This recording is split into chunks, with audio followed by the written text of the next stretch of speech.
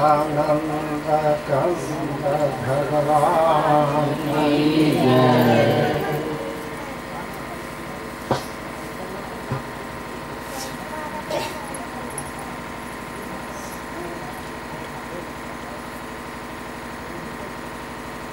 यहाँ के ग्रामवासियों,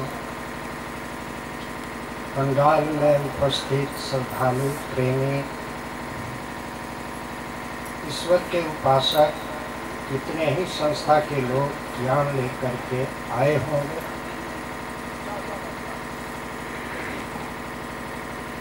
आप लोग कल से जो है सत्संग का श्रवण किए होंगे।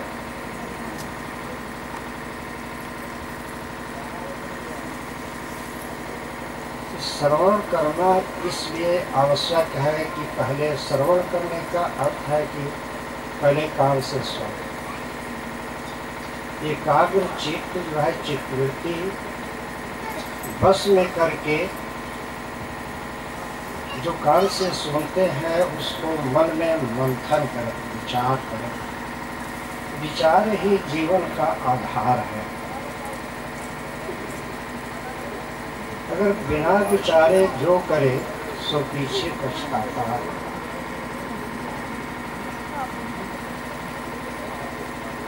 देखिए,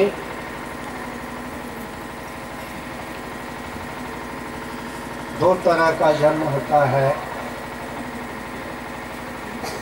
एक माता पिता के संयोग से, नए वंश का उत्पन्न होना।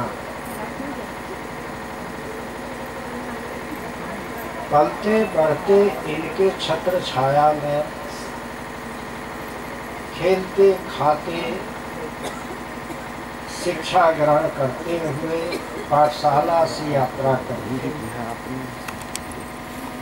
मिडिल क्लास से लेकर के हाई स्कूल से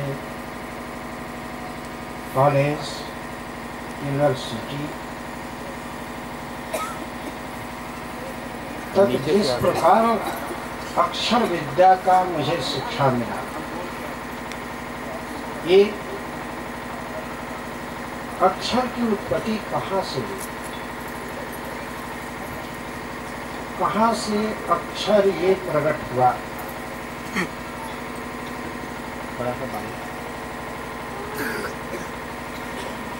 अक्षर जो आकार में नहीं देखने को मिलता है उसी को निराकार कहते हैं। सत्संग श्रवण करते करते मन का बोझ, घर गृहस्थी का संकट, दिनों दिन मनुष्य अपने दायित्व और कर्तव्य में इतना बोझ ढो रहा है कि वो पीड़ित रहता है। इस पीड़ा से मुक्ति के लिए सत्संग का प्रावधान किया गया है कि सामूहिक संसार के वासी जब एक जगह इकट्ठा होंगे तो सत्संग गंगा ने मन के बोझ को अपना पवित्र ईश्वर के नाम से, उनके गान से हमारा बोझ हल्का हो जाएगा। हम अपने आप को हल्का महसूस करने लगते हैं। तो ये तो हुआ माता पिता के द्वारा जो शिक्षा दीक्षा, स्कूल, कॉलेज, यूनिवर्सिटी तक का ये अक्षर ज्ञान है। सतगुरु ब्रह्म ज्ञान देते हैं। कैसे देंगे? पहले हम स्वयं सतगुरु अपने अंदर सोच, साधना, ध्यान, सुमिरन, चिंतन, मनन एकांत में करते हैं। पहले अपने में प्रयोग करते हैं। उसका प्रभाव जो है जब खिलता है, धीरे धीरे खिलने लगता है, अंतःकरण का मार्ग खुलता है। हम बाहरी बहिर्मुखी शिक्षा को लिए थे, अक्षर ज्ञान, समाज के ज्ञान का, परिवार के ज्ञान का, परिवार के लोगों का बोझ उठाने का ज्ञान सिखाया गया। सतगुरु जो है इस बोझ से, बंधन से मुक्ति दिलाने के लिए सत्संग का आयोजन करते हैं कि जैसे हमने उन्हें अंतःकरण में सुमिरन साधन भजन के द्वारा एकांत में बैठ करके मौन हो करके मन के द्वारा उनके पवित्र नाम का स्मरण करते हुए सुमिरन करते रहते हैं। मौन कौन सुमिरन करता है? सतगुरु मन को ही वो पवित्र नाम देते हैं, लेकिन वो पवित्र नाम आकार में नहीं है, निराकार में। उसी निराकार प्रभु के जिन लोगों ने ध्यान साधन अंतर्दर्शन दिव्य दृष्टि से, तीसरे नेत्र से जिन लोगों ने देखा है, अनुभव किया है, जो जिज्ञासु ज्ञान लेते हैं, तो गुरु जिस पथ से अपने अंदर सुमिरन साधन से अपने आप को पहचान लिए कि मैं शरीर नहीं हूँ,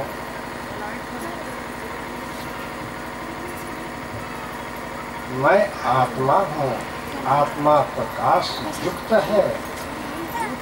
जैसे बाहर सूर्य और चांद का प्रकाश है, बिजली इलेक्ट्रिक का प्रकाश बाहर में बाहर के कामकाज के लिए मिला है, ठीक इसका उल्टा अंतःकरण में दिव्य दृष्टि से हम दिव्य लोक का दिव्य ज्ञान लेकर के दिव्य दर्शन करते हैं। वो सूक्ष्म दर्शन है, बाहर स्थूल दर्शन है, भीतर सूक्ष्म दर्शन। तो मैंने जिस घर में माता पिता के सहयोग से जन्म होता है, तो ये भौतिक ज्ञान का शिक्षा मिला, भौतिक विज्ञान भी कह सकते हैं। और जो सतगुरु ज्ञान अंतःकरण में दिव्य लोक की ओर जाने का मार्ग दिए हैं, सुमिरन साधन के द्वारा देख लो, पहचान लो। पहचानने के बाद जब उनके अंदर बोध हो गया कि बाहरी लोक नश्वर लोक है, एक दिन छूट जाए, दिव्य लोक का दिव्य देहधारी, दिव्य आत्मा सूक्ष्म शरीरधारी सूक्ष्म लोक की ओर ले जाएगा, सूक्ष्म लोक से सूक्ष्मातीत की ओर ले जाएगा, सूक्ष्मातीत से कैवल्य ईश्वर के परम धाम तक ले जाएगा। परम प्रकाश रूप दिन राति, जब हम अपने अंतःकरण में परमात्मा का प्रकाश निरंतर रात और दिन एक समान प्रकाशित जब देखने लगते हैं, चारों तरफ उन्हीं का अखंड प्रकाश जो है प्रकाशित हो रहा है, शरीर का बोध नहीं रहता। ये स्थूल शरीर कहाँ है इसका ज्ञान ही नहीं है, कि बैठे हैं, कि बिस्तर पर सोए हैं, कि शमशान में है, कहाँ है, शरीर का जरा भी ज्ञान नहीं रहता। इसी को संसारिक लोग बिस्तर पर सोकर स्वप्न दर्शन करते हैं। ठीक इसका उल्टा सतगुरु ज्ञान देते हैं तो बैठकर साधन भजन ध्यान करते हुए इस शरीर से निकलकर इसी तरह का एक सूक्ष्म शरीर जब निकलता है तो उस समय एक बार भय होता है, कंपन हो जाता है कि हम मर तो नहीं रहे हैं, लेकिन नहीं, जब वो निकलता है तो अंदर के महाकाश में इसकी यात्रा शुरू। जिस दिन सदगुरु ज्ञान दिए उस दिन हमारा दिव्य जन्म होता है। मेरा जन्म कहाँ हुआ? इस स्थूल शरीर का जन्म हुआ उत्तर प्रदेश बलिया में। दिव्य जन्म हुआ कलकत्ता में।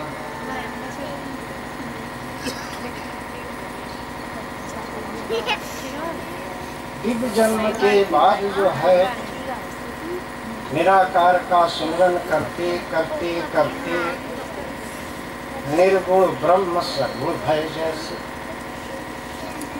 प्रभु का निरंतर नाम का सुमिरन करते करते वो प्रेम के वशीभूत भक्त को सामने जब सगुण में प्रकट होते हैं,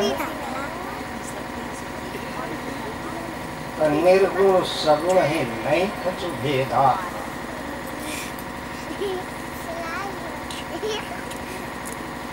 आज लोकाचार में चर्चा होता है कि हम निराकार के उपासक हैं, कोई कहता है हम साकार के पुजारी हैं। अंदर जब देख लेंगे कि जब से गुरु ने नाम दान किया, गुप्त ज्ञान दिया, तो अंधकार में सुमिरन करते करते पहले सुमिरन से अपने हृदय के अंधकार अज्ञान रूपी रात्रि जो ज्योति घेर करके है परमात्मा के ज्योति को सुमिरन करते करते उसको पहले साफ किया जाता है। जब तक अंदर कचरा है, जब तक बाहर नहीं निकालेंगे, तब तक जो है आपका मार्ग खुलेगा नहीं। सुमिरन चाबी है, ताला बंद है, सुमिरन से ताला खुलता है। जब ताला खुलता है तो घर में, अंदर के घर में प्रकाश होगा। जब प्रकाश होता है तो परम प्रकाश रूप दिन राति इसमें जलने लगता है। अंदर में रखा हुआ जितने दिव्य लोक के दिव्य पिंड के अंदर ब्रह्मांड तैर रहा है, एक से एक सूक्ष्म शरीर भारी देवी देवताओं का दर्शन होता है, ऋषि महर्षियों का दर्शन होता है। बाहर दर्शन नहीं होता है, ये अंदर की कथा है। सतनाम का प्रताप है, गुप्त नाम का महिमा है कि नामी जो है अपने पुकारने वाले प्रेमी भक्त के सामने प्रेम से वो प्रकट हो रहा है। आप उसी को, जिन्होंने प्रभु को प्रकट रूप में देखा, उन्होंने लिख दिया, प्रगटे कृपाला दीन दयाला कौशल्या हितका। उन्होंने देखा तब लिखा, ऐसे नहीं लिखा जाता। जिन देखे न हो ही परतीति। तो आप तो सुन रहे हैं तो आप समझेंगे कि इन दोनों आंखों से हम देखेंगे तब विश्वास हो। जबकि शास्त्र कहता है कि हे अर्जुन, भगवान कृष्ण अर्जुन को उपदेश देते हैं कि हे अर्जुन, तुम इन दोनों आंखों से मुझे नहीं देख सकते, तुम्हें अलौकिक तीसरा नेत्र मुझे मैं प्रदान करता हूँ, उस तीसरे नेत्र से तुम मेरे स्वरूप को देख सकता है। उठन बैठन बंद कीजिए, बच्चा लेकर थोड़ा पीछे चले जाइए। कहता हूँ सो ध्यान से सुनने में ये चंचलता बढ़ जाती है। कौन क्या कर रहा है, आँख से देखने की क्या जरूरत है, जरा पलक गिराओ। जैसे मैं कहीं पलक गिराकर कुछ देख रहा हूँ, सुन रहे हैं पलक गिराकर, भीतर की कथा है, भीतर का दर्शन है, भीतर का आनंद है। जो एक बार इस आनंद सागर में डुबकी लगाता है वो बाहर की दुनिया से विरक्त हो जाता है। वो संसार में ही रहेगा, घर में ही रहेगा, परिवार वालों के बीच रहेगा, लेकिन वो अपना एकांत कोठरी में रहता है।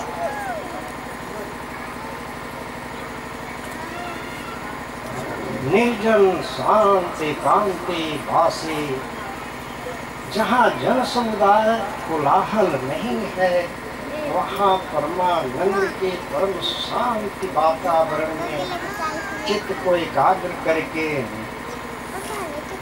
शांत एकांति वासी, तो न हंसा कहूँ प्यासी, जीवात्मा कभी प्यासा नहीं रहेगा।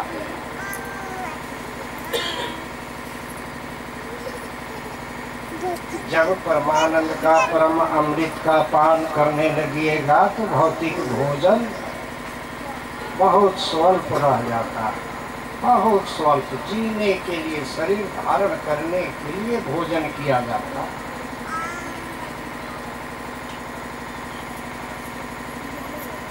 आप लोग संध्या समय से कल भी सुना, हमारे इस दिव्य ज्ञान की अलौकिक और महिमा को हमारे दिनेश जी ने अपने लंबे समय से प्रतीक्षा कितने संतों से मिले हैं।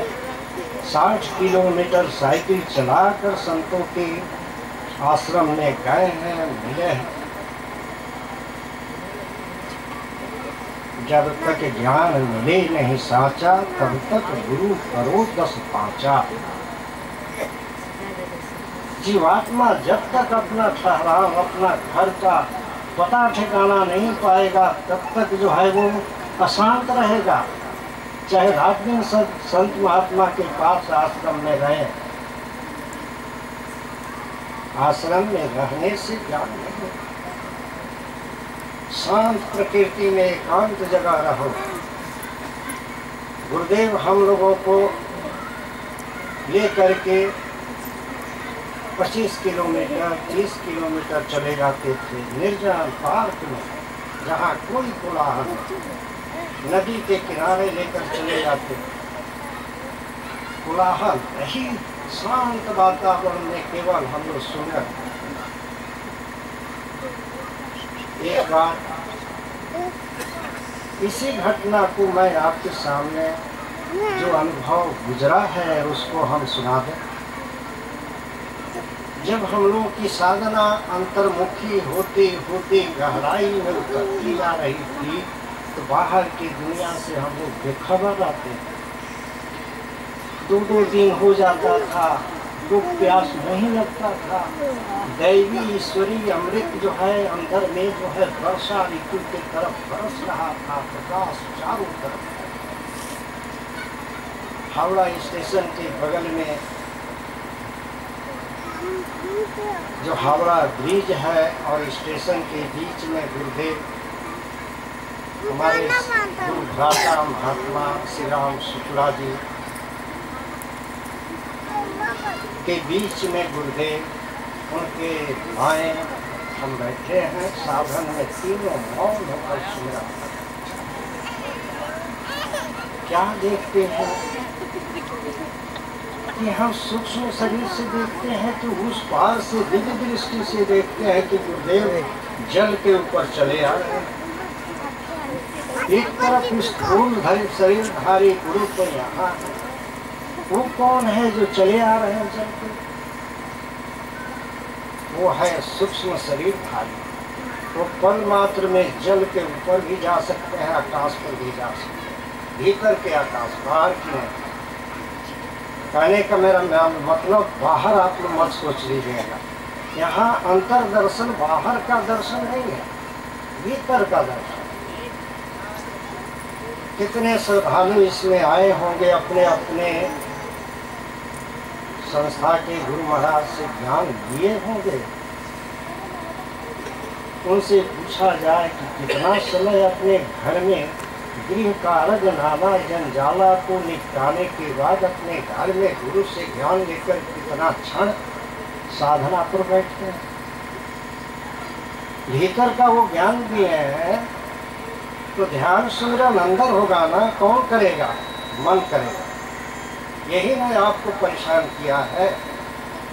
मन चंचल है, चित्त को जो है चारों तरफ जो है चंचलित बना दिया है, अशांति बना दिया है। और शांति बाहर खोज रहे हैं, अशांति भीतर है और बाहर हम शांति खोज रहे हैं। अच्छा नहीं लगता है बातचीत करने में। क्यों जी, बच्चे को खिलाना हो तो घर में ना खिलाना चाहिए।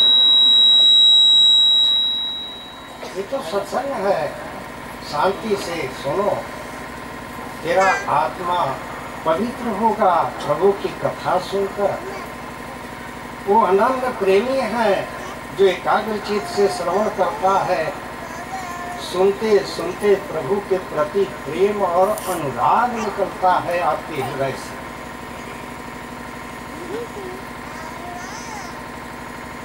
ठीक है, कोई घर में संभालने वाला बच्चा नहीं है तभी न मजबूरी में आना हुआ लेकर, बहुत अच्छी बात है।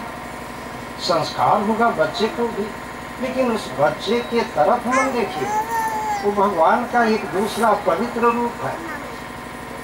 हम दिव्य बालक के रूप में उनको ज्योति में देखे हैं, घुघरालू बाग ज्योति निकल रहा है, वही इस रूप में भी है। नहीं जानने के कारण हम बाहरी आकार देखते हैं, लेकिन वो खेल भीतर से कर रहा है, खिलौना से खेल रहा है।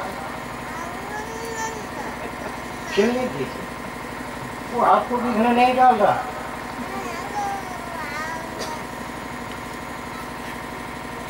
तो मैंने देखा कि जलाशय के ऊपर अब चले आकर मेरे अंदर समा भी जा रहा है। एक तरफ चित्त में आता है कि बगल में तो गुरुदेव स्थूल शरीर में, और वही रूप में जल के ऊपर आ रहा है। बहुत लीला हुआ है, बहुत आनंद में भी हो रहा गया। आज भी इस 70 वर्ष के शरीर का उम्र हुआ, अज्ञान हुआ हमको 1968 में। असली जन्म किससे गिने गए? शरीर का जन्म 1951 में। कोई पूछ ले ज्ञानी तो गुरु से लिए हैं ज्ञान कि तुम्हारा उम्र कितना हुआ, तो ये स्थूल शरीर का गणना बताते हैं। अरे ज्ञान लेने के बाद भी भ्रम नहीं किया कि जिस दिन गुरु जो है दिव्य ज्ञान का संस्कार देकर के, दिव्य मंत्र देकर के तुम्हें संस्कारित करता है, उस दिन तेरा दिव्य जन्म होता है। तो मेरा तो 69 में जन्म हुआ, तो 31 बरस वो और 20 बरस ये, मेरा जन्म तो 51 बरस हुआ है जी, आके 70 बरस। ज्ञानियों के लिए मैं कह रहा हूँ, जो ज्ञान नहीं लिए उनके लिए नहीं कह रहा।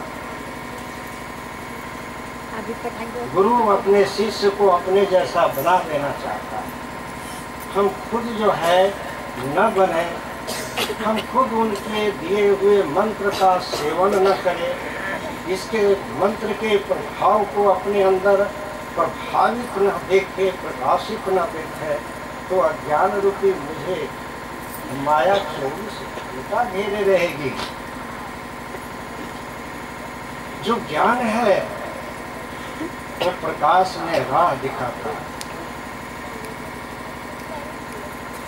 जो अज्ञान है तो 2 आंखों से 1 किलोमीटर तक देखिएगा, इसके बाद धुंधला हो जाए। तीसरा नेत्र है, अनेक पर्दों को भेदते हुए अनेक लोगों के अंदर भ्रमण कराता है। इसलिए आप दिव्य धाम के वासी हैं। भौतिक जगत के अंदर आपका स्थूल शरीर है, आपके इसमें जो है भजन करने वालों को सूक्ष्म शरीर जब बाहर निकलता है तो सूक्ष्म के बाद जो है कारण में जाकर समाएगा। कारण का निवारण करिएगा तब जाकर के आप जो है अब असली यात्रा आपका वहां से शुरू होगा। कारण शिवलिंग के अंदर जो स्थापित किया गया है, जो सब लोग देखते हैं, ये कारण एक बंधन है। सभी आत्माएं, सभी शरीरधारी उसी में जाकर लय होते हैं। वो महाशक्ति कुंडलनी जो है शिवलिंग के ऊपर जो है, और उसी को साधक अपने अंदर मूलाधार में जगाता है। मूलाधार में जब वो महाशक्ति जगती है तो धन निकाल करके प्रकाश और ज्योति को प्रकाशित कर देती है, बंधन खोल देती है। जब बंधन खुल जाता है तो भक्त उसमें एकदम बिल्कुल विलीन होकर के उसी में लीन रहता है। जो साधक ध्यान साधना में ऐसा अंतर दर्शन में यात्रा करते हैं, वे ही वो भजन में लिखते हैं। कोई समझे नर ज्ञानी, कोई समझो रे नर ज्ञानी। कोई कहा गया है, सब नर नहीं। जो साधना करते होंगे वही समझे। ये दिव्य कथा है दिव्य लोक की। कोई समझो रे नर ज्ञानी, गगन में आवाज कैसी है। बाबूलाल उठो, 3 बज गया है, भोर बेला ब्रह्म बेला में साधन पर बैठो। ये हमारे गुरु भाई हैं। तो कोई समझो रे नर ज्ञानी, गगन में आवाज कैसी है। बिना भूमि का मंदिर देखा, बिना सरोवर पानी।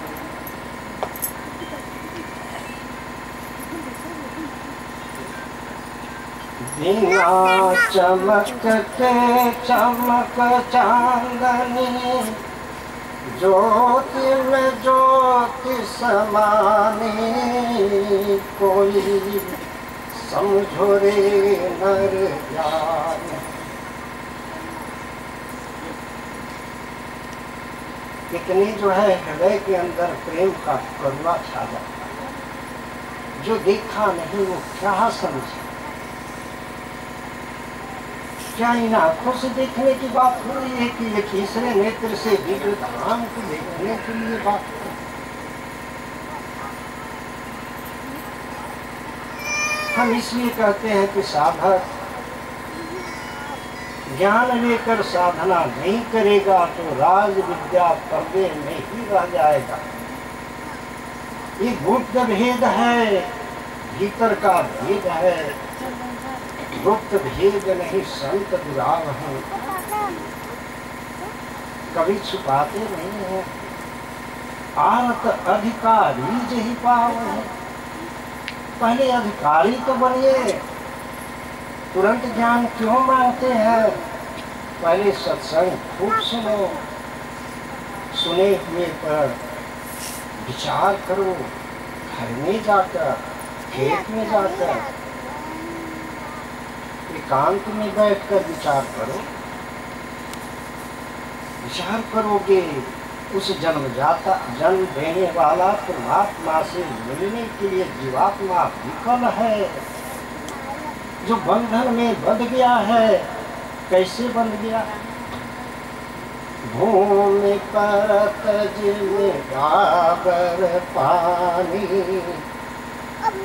तीन माया जग में लपटा। आकाश मार्ग से बादलों से छन करके जब जल गिरता है तो सूर्य के प्रकाश में मोती जैसा चमकता है। जैसे ही भूमि पर गिरता है मिट्टी के साथ इसका मिलन हो जाता है। सतगुरु ज्ञान दे करके इसके रिफाइन करवाता है कि सुमिरन करो, फिर उल्टा चलो। अब तक तुम बहिर्मुखी थे, अंतर्मुखी चलो। सुमिरन साधन भजन से ये बंधन जो है जड़ और चेतन का जो गांठ लग गया है, इस ग्रंथि को तोड़ दो। देख लो अंदर जो है दिव्य खजाना ईश्वर का रखा हुआ है। प्रभु कोई चीज छुपाए नहीं है। एक मनुष्य ने संपूर्ण अपनी दिव्य संपदा रख लिए हैं। अलौकिक संपदा के तुम अधिकारी अगर होगे तो पहले सत्संग से प्रीत करो, सुनो, गुनो, विचार करो, विचार के बाद ग्रहण करो।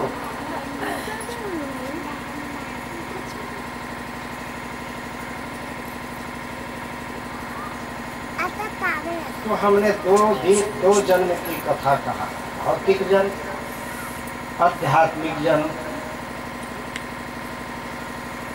सभी संत महात्मा जहाँ तहाँ सत्संग देश में कर रहे हैं, विदेश में भी जा रहे हैं।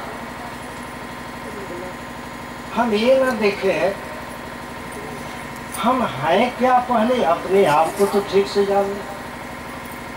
हम शरीर है, आँख है, कान है, हाथ है, पाँव है। ये नश्वर शरीर नहीं आप है। आप जिस धाम से आकर के माया के बंधन में बंधे हैं, इस बंधन से मुक्त होकर के जियत जान लो। गुरु से ज्ञान लेकर के ध्यान भजन से जान लो, मने देख लो। बिन देखे न होनी प्रतीति, प्रतीत मने विश्वास। जब देख लोगे तब विश्वास होगा। सत्संग सुन लोगे तो विश्वास पक्का नहीं होगा। ये तो अभी सुनिएगा, घर जाइएगा, बिना विचारे चलेगा, फिर वही घर गृहस्थी का प्रपंच अब चित्र खींचने लगे। हमारे काम छूटे हुए, ये करना है, वो करना है, कि जंजाल माथे पर आपका सर पर सवार हो जाएगा। सत्य अपने अंदर देखें। वो सत्य जब तक है तब तक आप जीवित हैं, शरीर धारण किए हुए हैं। वही सत्य अंदर से प्रकाशित हो रहा है तो दो आंखों से प्रकाशित छोटा सा लेंस जो है दूर तक प्रकाश देता है, लेकिन असली प्रकाश तो अंदर है। पावर हाउस तो अंदर है। जिस पावर हाउस से आपकी तार जो है ना बिखरा हुआ रोशनी चारों तरफ जा रहा है, एक दिन भीतर का पावर हाउस जो है ना पुराना हो जाएगा। इसको जो है ना हमेशा रिपेयरिंग करो, सफाई करो, हमेशा देख रेख करोगे, सुमिरन साधन भजन करोगे तो ये पावर एक तरफ खर्च होगा बाहर में शक्ति, तो दूसरे तरफ पावर हाउस में एनर्जी यानी शक्ति इकट्ठा होगी। रोज खाना बनाते हैं आप लोग भौतिक जगत,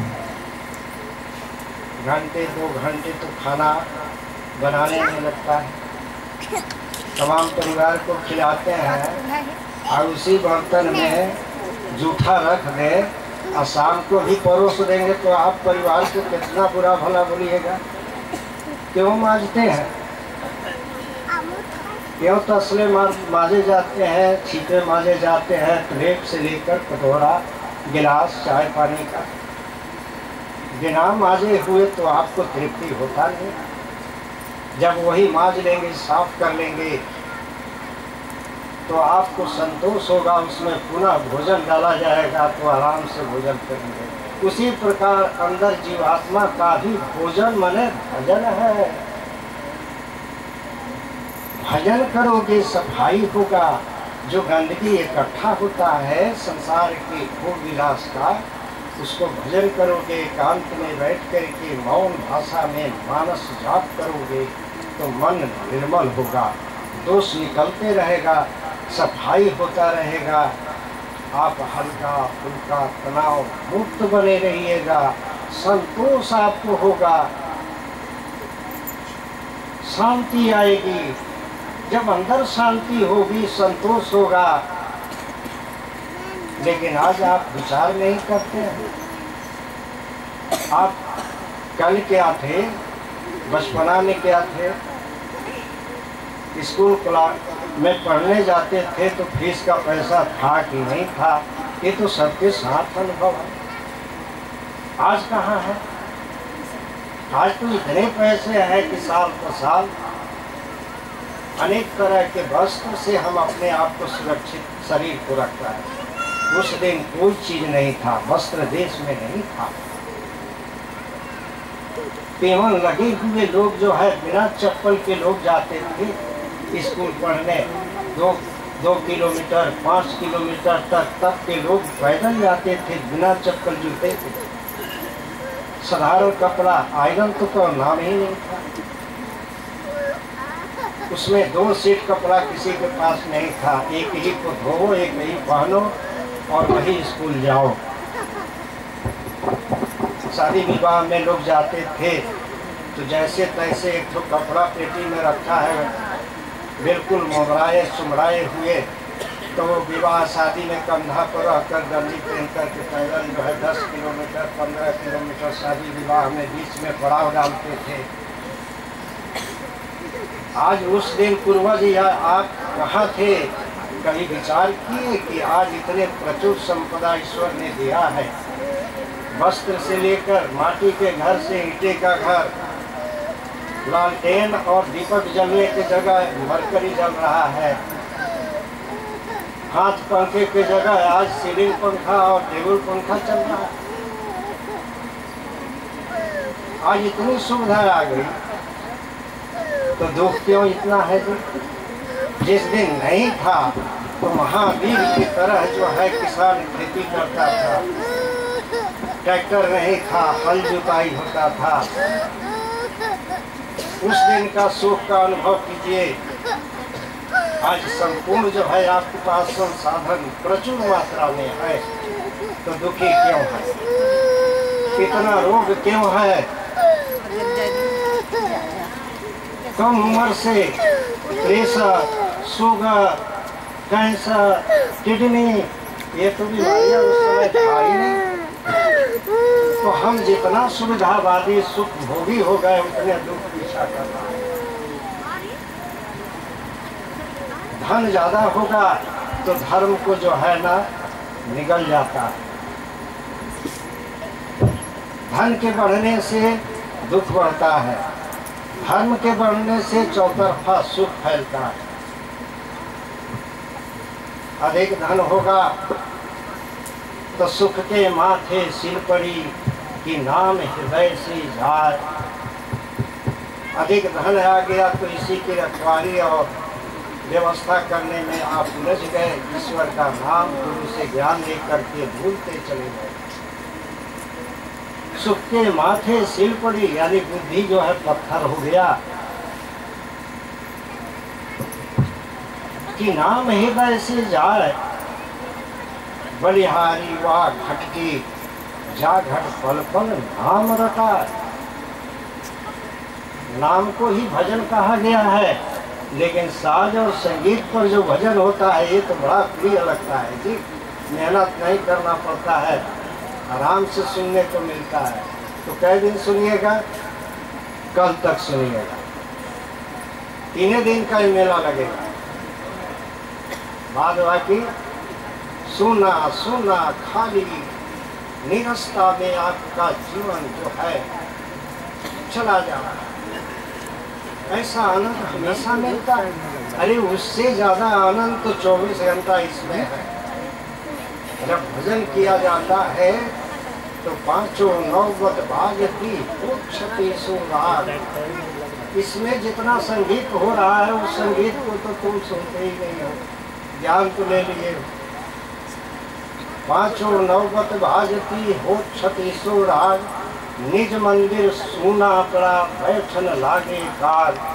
माने जमराज को बैठाए हो, धन का स्वामी है जमराज, तुम्हें त्रास देगा, तुम्हें भय पैदा करेगा, धन की रखवाली करवाएगा कि कोई चोर न लूटे, न जाने कौन क्या अनिष्ट कर देगा, चिंता में रात दिन मरेंगे। तो चिंता बढ़ेगी तो चतुराई घटेगी, चिंता से चतुराई घटेगी, पाप से लक्ष्मी घटेगी। जितना आप धन संचय करेंगे गलत तरीके से तो पाप ही न करते हैं। जरूरत से ज्यादा धन क्यों तुम मांग रहे हो? साईं उतना दीजिए जाने कुटुंब समाज, मैं भी भूखा ना रहूं साधु न भूखा जा। साधु कहते हैं जो अतिथि भूखा दुखा आते हैं वो साधु है, वो निर्धन है, भगवान है। उसी भेष में आकर आपसे कुछ अन्नदान लेना चाहते हैं, अगर फटे हाली है तो वस्त्र दान मांगते हैं, अगर रहने का घर नहीं है प्लास्टिक छा करके अपने बच्चे के साथ रह रहा है, जरा भूमि दान, ज्यादा भूमि है तो उसको क्या बोलते हैं 500 स्क्वायर फुट या 200 स्क्वायर फुट दे दोगे तो मड़ई लगाएगा, कर मेहनत करके ईंटा का। अब केंद्र सरकार जो है प्रधानमंत्री आवास योजना, प्रधानमंत्री जो है आपका शौचालय